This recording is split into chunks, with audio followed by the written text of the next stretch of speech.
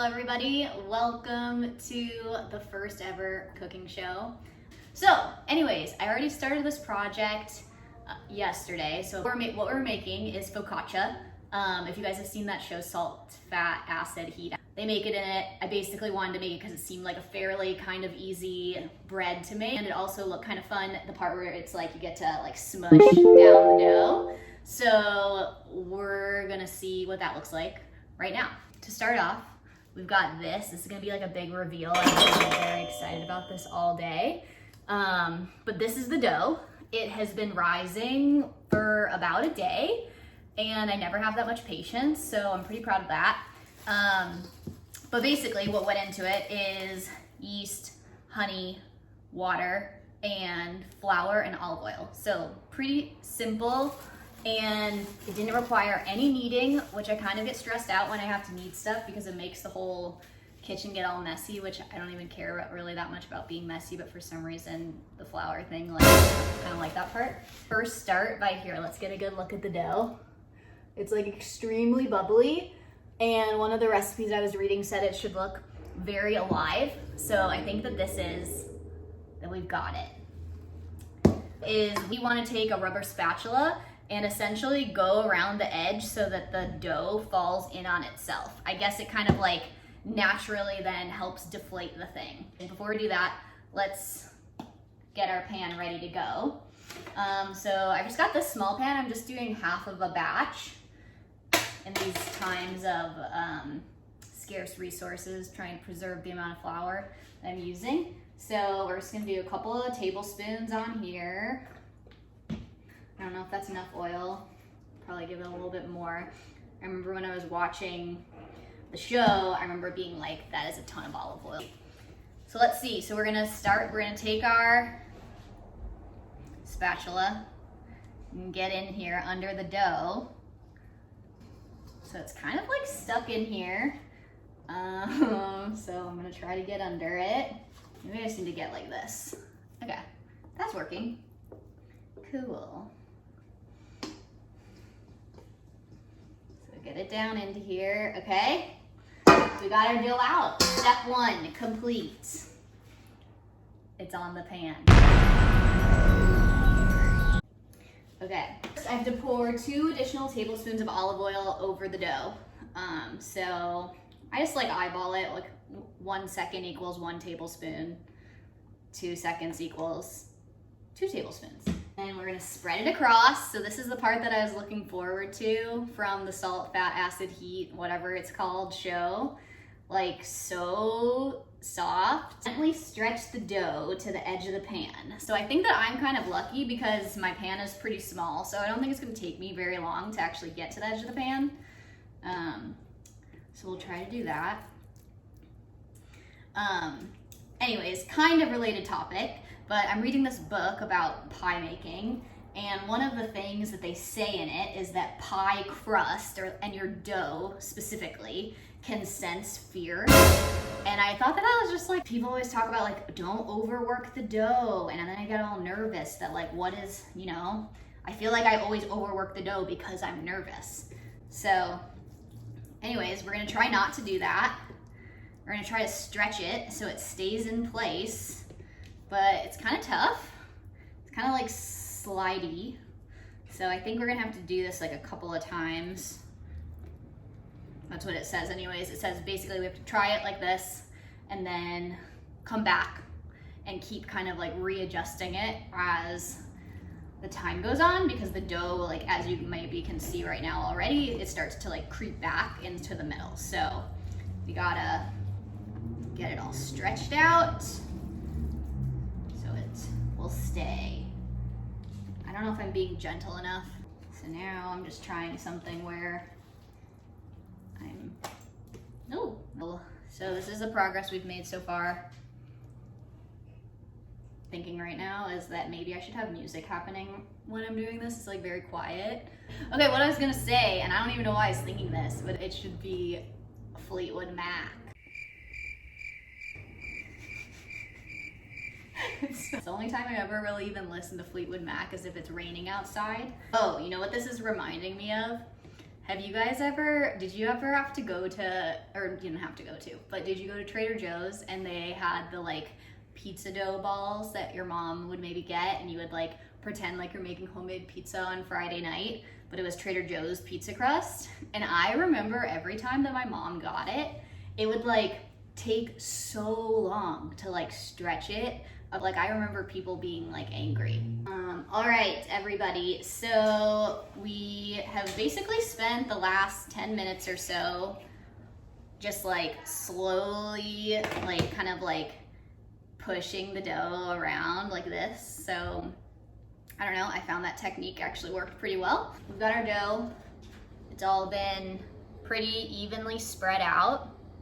And the reason why we want to make sure that it's spread out evenly is because I don't want like one person getting all the bread. It will shrink a bit, so repeat stretching once or twice over the course of 30 minutes to ensure the dough remains stretched. Okay, so we've got 30 minutes to let this dough hang out. I'm gonna leave you guys for a second, let this do its thing. I'll probably have to stretch it a couple of times. Once it's done that, it's puffed up again, and then from there, what we're gonna do is we're going to make a brine. So it's like water and salt, and we're gonna pour it over the top of this thing. This here has been sitting here for about 30 minutes now. I did cheat, I stopped the timer before it was done. Okay, so what we do is we took the dough and we are doing the little like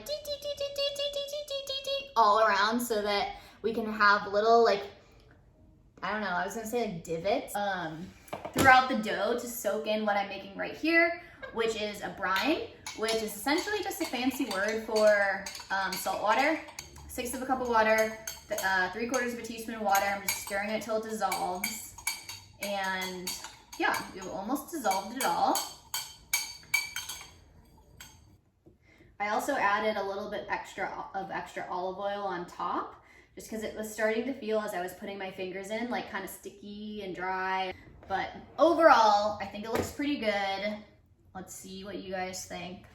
So we've got all the little holes, and now we're gonna check out the brine and see if the brine is ready to go. This seems like a lot of water to dump all over this thing. So what I might do is I might just do like a little bit and then see how we're feeling. Pour the brine over the dough to fill the dimples. Okay, dimples is probably a better word than divots. I guess it's maybe not as much, I don't know, kind of is a lot of water. You can see here it's like kind of like watery, hence, I mean, obviously the reason why it's water is because I just dumped water all over it. Next step is we wait again, and that's gonna be about 45 minutes. So we're gonna let it proof one last time.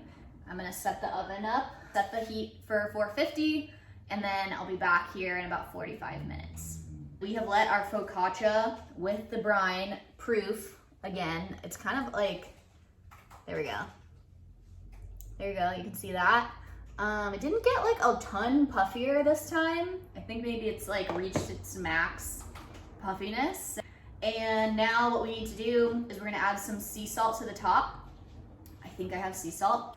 So we're gonna use, we've got here a few little more flakes left of this guy. I think it's gonna be pretty salty because it's already got that brine on it. Bake 25 to 30 minutes. So we've got it ready to go. You guys saw it already, but you know, just in case you want another look before it goes in, there it is.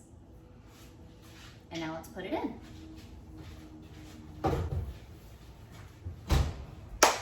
It's in. So now we're just going to set the timer 25 minutes. All right, so we are about 10 minutes in, but I get really anxious about wanting to see like where we're at. How's the bread doing? Is it getting puffed? So let's see if it is. I'm gonna show you guys kind of what I'm looking at. It's pretty exciting. It's extremely puffed. We love the looks of that. All right, everybody, we have 5 minutes left, and I know everyone's dying to see what it looks like. So, and I haven't really looked. I mean, I kind of looked maybe like 5 minutes ago and I didn't show you guys, but let's see where we're at. It's very exciting. Here we go. So it's already starting to get brown, which is awesome because we're gonna, as the final step, we're gonna throw it on the top rack and then finish it up and brown it. But basically it smells like fresh bread baking, and kind of like, it's kind of weird, but I think one of the reasons why fresh bread smells good is because of the smell of yeast. Feeling very, very lucky to have that in my house right now. It's done. Oh, we're just moving it to the top rack. 5 more minutes. I'll show you guys what it looks like. I actually don't think I need to do that much longer. We've got a lot of browning going on already without it even getting to the top shelf. So I think this is looking pretty good. We'll just maybe do it rather than 5 minutes. Let's try it for like 2. Get it a little bit more brown. And then after that, we're gonna do a final drizzle of olive oil.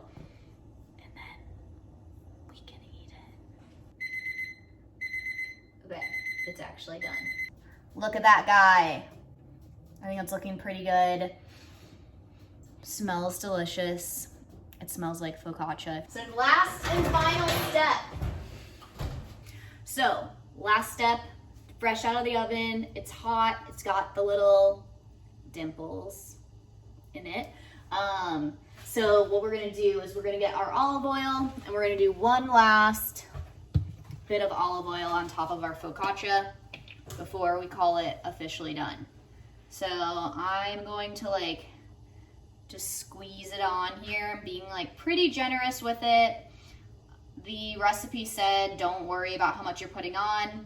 It'll kind of soak in as you're letting it rest. So I'm not afraid of having a lot of olive oil on it. So let's just go for it. I'm gonna wait for this to set in just like a little bit, and then we'll cut in, and it's focaccia.